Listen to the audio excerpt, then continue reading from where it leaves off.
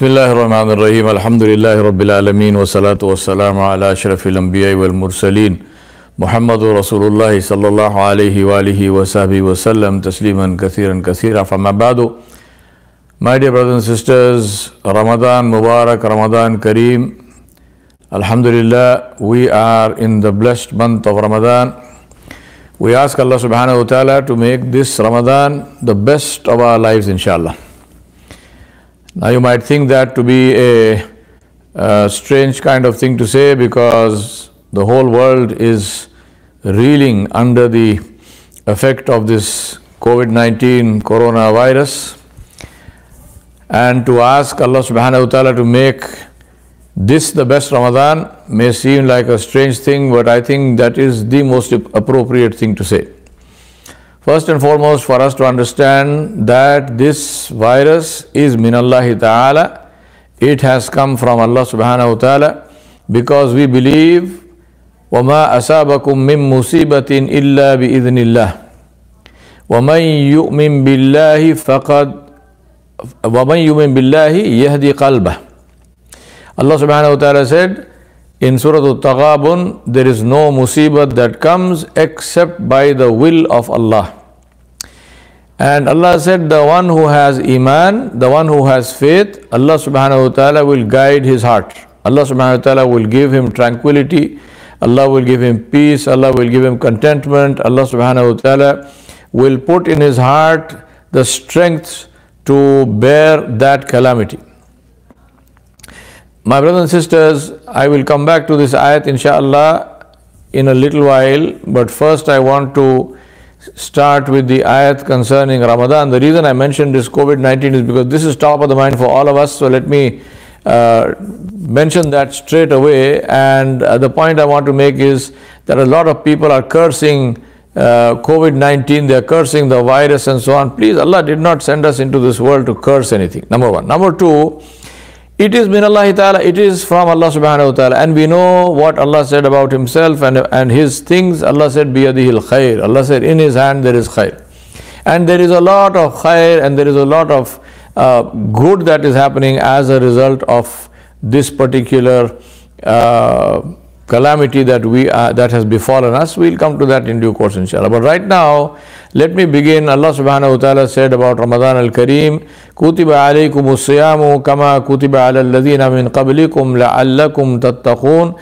Allah said that fasting has been prescribed upon you as it was prescribed upon those before you, so that you may become muttaqun. My brothers and sisters, I remind you and myself that Allah subhanahu wa ta'ala created us in this world and sent us in coming into this world. Allah subhanahu wa ta'ala sent us, and He told us why He sent us. Allah subhanahu wa ta'ala said, وَمَا خَلَقْتُ الْجِنَّ وَالْإِنسَ إِلَّا لِيَعْبُدُونَ بَمَعْنَا إِلَّا لِيَعْرَفُونَ. Allah subhanahu wa ta'ala said, I have not created the jinn and the human beings except to worship me. So Allah subhanahu wa ta'ala did not send us into this world to build great economies. Allah did not send us into this world to build great palaces. Allah definitely did not send us into this world to shed blood and to have wars and to fight with each other and occupy each other's lands and to pillage and rape and plunder. Obviously Allah didn't send for all these things. Allah subhanahu wa ta'ala sent us to worship Him. In the course of worshipping Allah subhanahu wa ta'ala, the way we do that, the way we support ourselves and so on, economies get built, agriculture happens, societies get built, laws are created and laws are sent by Allah subhanahu wa ta'ala, they are implemented.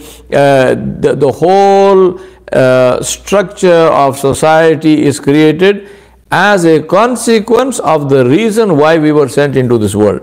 I think today, if you ask me, I remind myself and you that the biggest problem that we have created for ourselves is that we have forgotten our purpose. We are stuck in all kinds of things.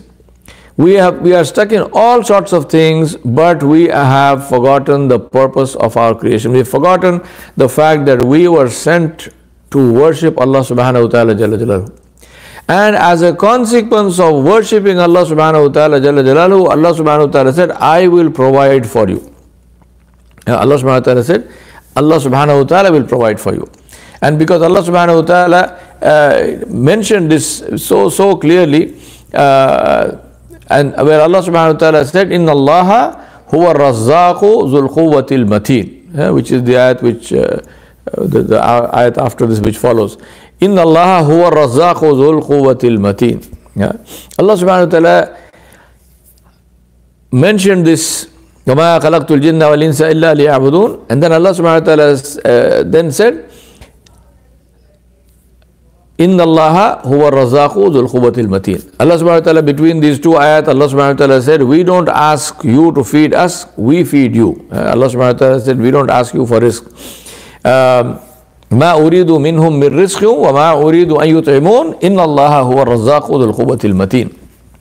I'm getting old, as you can see. Anyway, the point is that Allah subhanahu wa ta'ala said, we don't ask you for rizq, we feed you. And Allah said, Allah feeds you with His power and with His glory and majesty and with His quwwat. So my brothers and sisters, Allah subhanahu wa ta'ala sent us to worship Him. Now, in order to renew that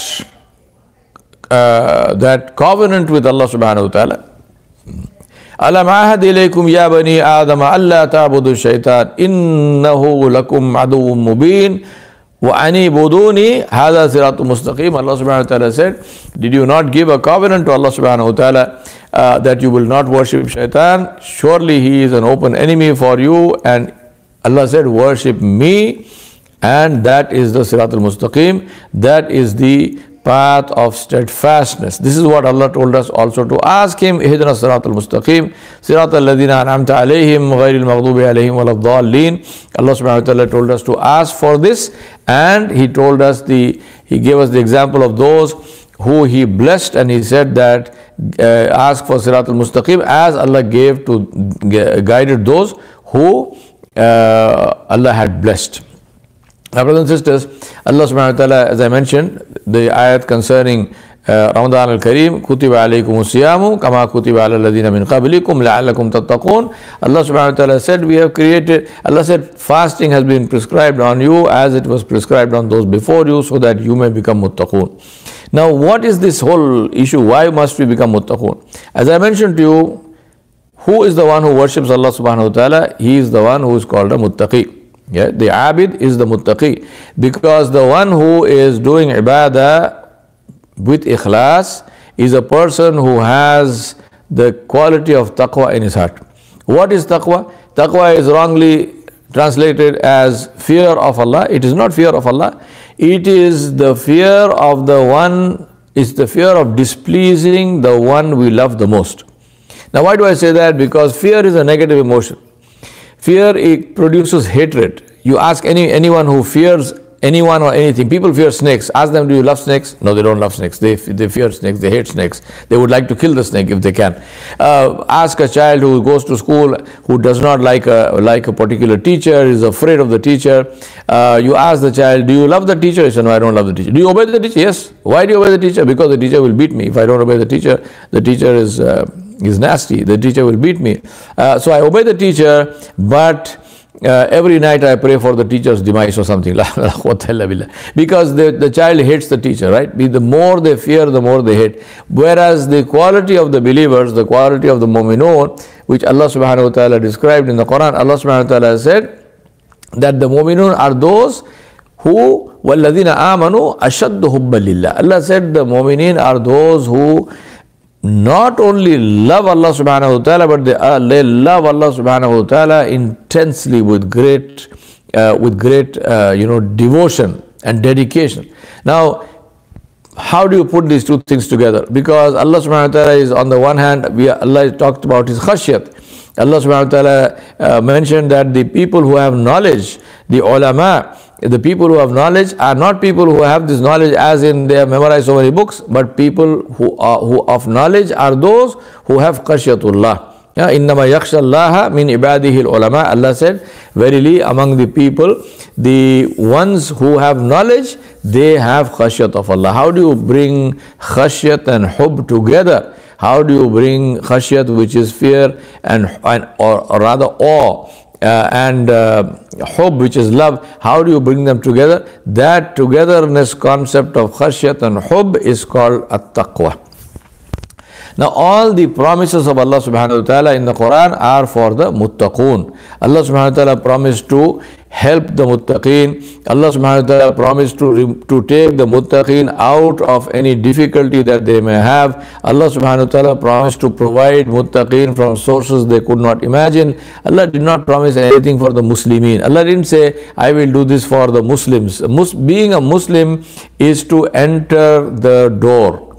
Being a Muslim, if you are not a Muslim, then you are outside the house. If you have become a Muslim, you have entered the door. But you are just standing at the door. You have to, if you want to enjoy what the house has to offer, you have to come completely into the house. And that is why Allah subhanahu wa ta'ala said, Ya ayyuhalladhina amanu udkhulu fi silmi kaffatan wa la tattabi'u khutuwati shaitan innahu lakum aduwwun mubin. In Surah Al-Baqarah, Allah subhanahu wa ta'ala said, oh, you who believe, enter into Islam fully and completely. Now you can ask this question, I already believe. What do you mean enter into Islam? Obviously it shows that just believing is the first step. It is the doorway. If I want to enter into, if I want the full benefit of Islam, I have to enter completely into Islam, which means my whole life must revolve around what Allah subhanahu wa ta'ala has ordained.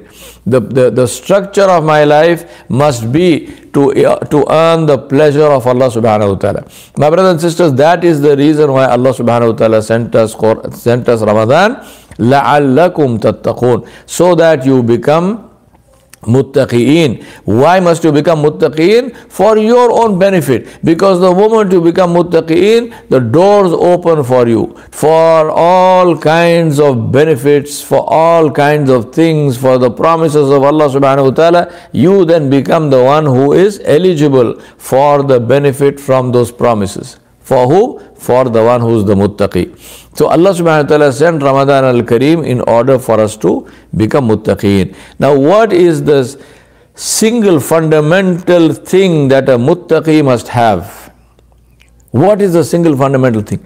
The single fundamental thing the muttaqi must have is the single point focus to say, I want to please Allah. That's it. Right? This is the one single thing that we need to get clear in our mind. If I want to be a muttaqi, what must I do? Please notice, I'm not saying I must pray 5 times a day, I must do this, do that, charity. No. There is something which is which is seminal, which is foundational, which is right below all of that, on which everything stands, and that is the desire that Allah must never be displeased by me. I must never do anything which displeases Allah subhanahu wa ta'ala. So now this principle of pleasing Allah, a muttaqi will apply it where? In his ibadah? Yes. What about his life in his family? Yes. What about how he runs a business? Yes. What about how he drives on the road? Yes. What about how he parks his car? Yes. What about how he dresses, his external appearance? Yes. What about his cleanliness? Yes. What about the condition of his heart? Yes. You name it. Every single living, breathing, waking moment of the muttaqi is based on one single principle, and that principle is Allah subhanahu wa ta'ala must be pleased with me. Now, how does Ramadan come and reinforce this? What do we do in Ramadan al-Kareem? In Ramadan al-Kareem, what we do is that we make haram on ourselves things which are actually halal. Please notice, I'm not saying we take the halal and we leave the haram. Taking the halal and leaving the haram is the state of the mu'min, of the Muslim throughout his life. In Ramadan, he goes a step ahead of that. What does he do? He even takes the halal and makes it haram. Why? Because Allah said so. That's it. He is doing it to please Allah subhanahu wa ta'ala. Allah subhanahu wa ta'ala made halal food halal, but the moment during the hours of fasting, he will not eat. Allah subhanahu wa ta'ala made halal drinks halal, but during the time of fasting, the moment will not drink. Allah subhanahu wa ta'ala made our company and our relationship a physical relationship with our spouses halal, but during the hours of fasting, the mu'min and the mu'mina, they will not engage in that. Right? In addition to that, we are particularly careful about what Allah has prohibited anyway, which is useless talk, which is ghibat, which is cursing, which is, bad-mouthing people, all of that kind of stuff. Now think about this. Here are things which are normally halal, but I am making them haram on myself. Why? For the same reason why you go into a gym. You are not a head load coolie, you are not you're not a porter in a railway station. There is no earthly reason why you need to lift weights, but you go into the gym and you pay money to be a member of that gym. And what do you do in that gym? You lift weights. Why do you lift weights? Because it helps to build strength. Why do you fast? Because it helps to build the strength in taqwa. How does it help that? Because what is taqwa? Taqwa is to be concerned with the will of Allah. And to be concerned with the will of Allah only because it is the will of Allah.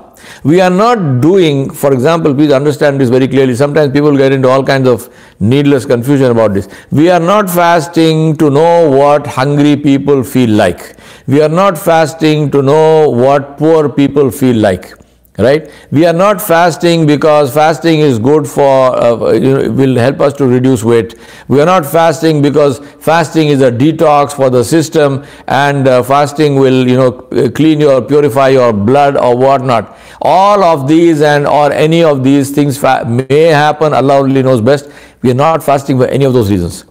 We are fasting for only one reason, because Allah said so. We are not fasting because it makes, within quotes, logical sense. We are not fasting because it is reasonable. We are not fasting because that is the best thing to do. No, we are fasting only and only for one reason, because Allah subhanahu wa ta'ala said so.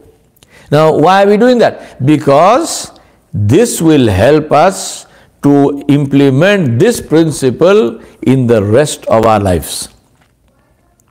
Why must I leave interest-based earnings? Because Allah said so. Why must I eat halal food and be very careful about that? Because Allah said so. Why must I deal justly with people?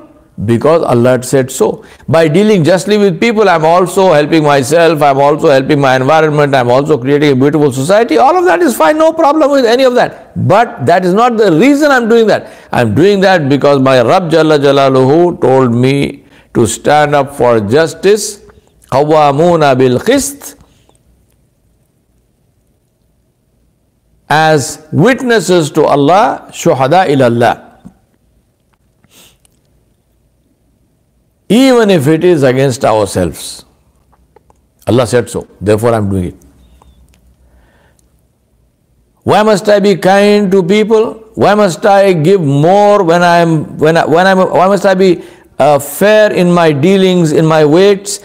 And weights is not just doesn't apply only to weights. It means all our dealings. Why must I be fair? And Nabi Sallallahu Alaihi Wasallam said, give more. Why must I do that?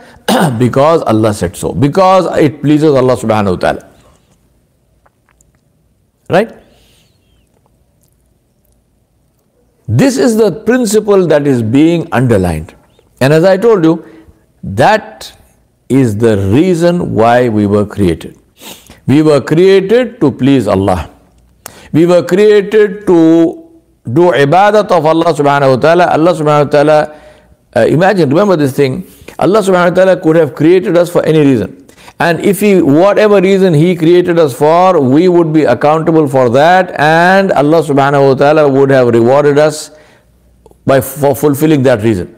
If Allah subhanahu wa ta'ala had created us and made us the garbage collectors of the world, supposing Allah said, I have created you only to collect garbage and to clean up people's, what people leave behind as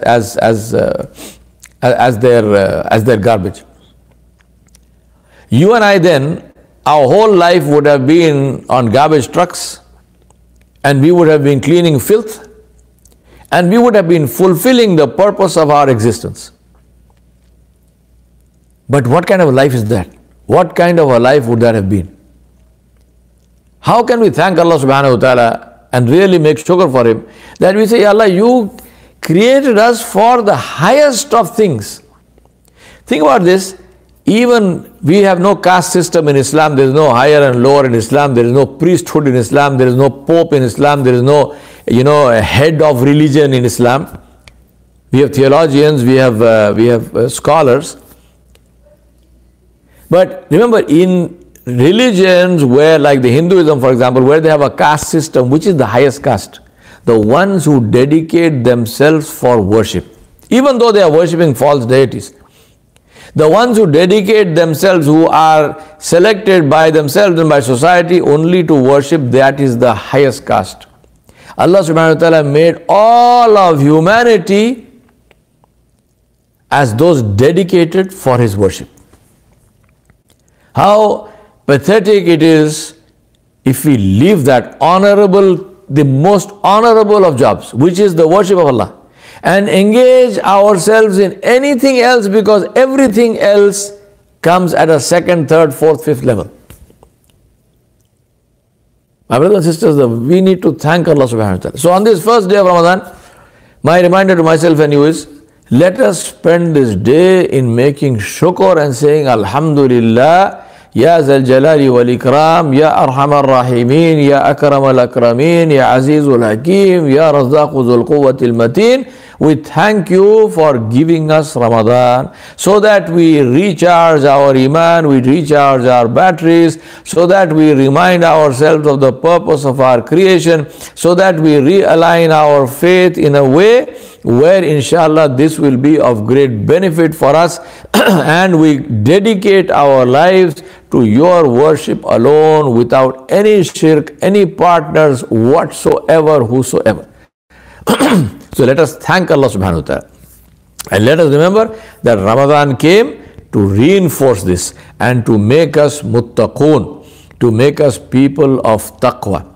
And it came so that we can ask Allah subhanahu wa ta'ala, as people of taqwa now, we are entitled to ask Allah subhanahu wa ta'ala for His protection. We are entitled to ask Allah subhanahu wa ta'ala for His help. And with that in mind, I ask you to make dua, and I make dua that Allah subhanahu wa ta'ala should relieve the whole world of this suffering of COVID-19, of this virus. We ask Allah subhanahu wa ta'ala to send a cure, because with every disease, Allah also creates the cure. We ask Allah to send the cure. We ask Allah to remove this suffering from all of us. We ask Allah subhanahu wa ta'ala to enable us once more to pray Taraweeh by Jama'ah as we used to pray all these years. We ask Allah to enable us once again to make i'tikaf in our masajid like we used to do. We ask Allah subhanahu wa ta'ala once again to open the Haramain Sharifain so that we can go and make tawaf, and we can make umrah, and we can make ziyarah of Masjid al-Nabawi al-Sharif and the Rawdatul Mubarak of Rasulullah sallallahu alayhi wa sallam.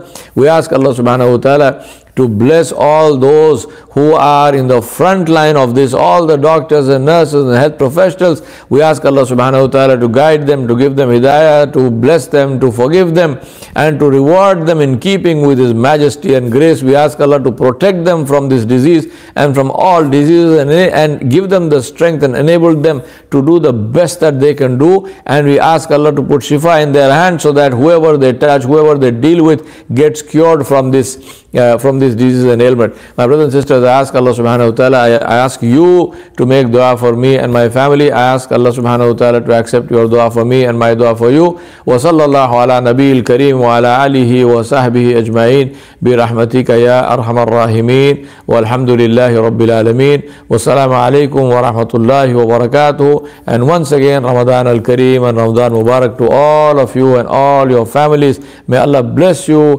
in a way that is magnificent, in keeping with His majesty and grace. Wassalamu alaikum wa rahmatullah.